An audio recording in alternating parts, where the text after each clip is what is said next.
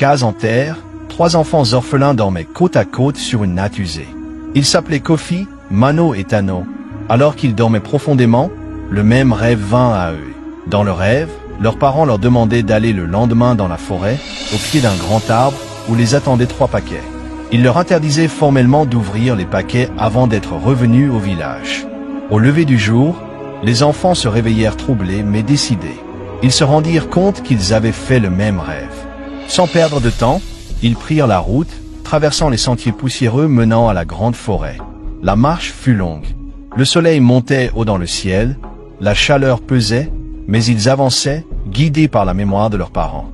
Un vieux fromager dressait son tronc épais comme un mur. Sous ses racines reposaient 3 paquets soigneusement enveloppés. Les enfants s'approchèrent lentement, prirent chacun un paquet, puis commencèrent le long chemin du retour. Après quelques heures de marche, Kofi, le plus grand, fatigué et curieux, s'arrêta. Il posa son paquet au sol et l'ouvrit.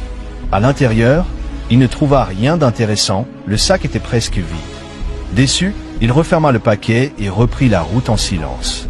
Un peu plus loin, Mano, le deuxième, ne put résister à son tour. Il ouvrit aussi son paquet, mais n'y découvrit rien de bon. Le cœur lourd, il continua à marcher. Seul Tano, le plus petit, resta fidèle à la promesse du rêve. Il marcha jusqu'à apercevoir enfin les cases du village. Arrivé à la maison, il posa son paquet au sol et le défit doucement. Aussitôt, une lumière éclatante envahit la case. La richesse jaillit devant ses yeux émerveillés. Kofi et Mano restèrent sans voix. Ils comprirent alors la valeur de la patience et de la foi. Le rêve de leurs parents n'était pas un simple songe, mais une épreuve destinée à leur apprendre la sagesse. Dès ce jour, les 3 frères ne connurent plus la misère. Ils vécurent unis, dans la paix et l'abondance, se souvenant toujours de cette nuit où leurs parents leur avaient parlé à travers un rêve. Ne néglige jamais tes rêves, car ils portent parfois la voix de ceux qui veillent sur toi.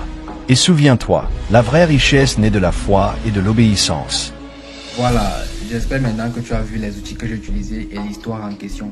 Si tu veux apprendre à créer ce type de contenu, mets juste « Je suis intéressant » en commentaire.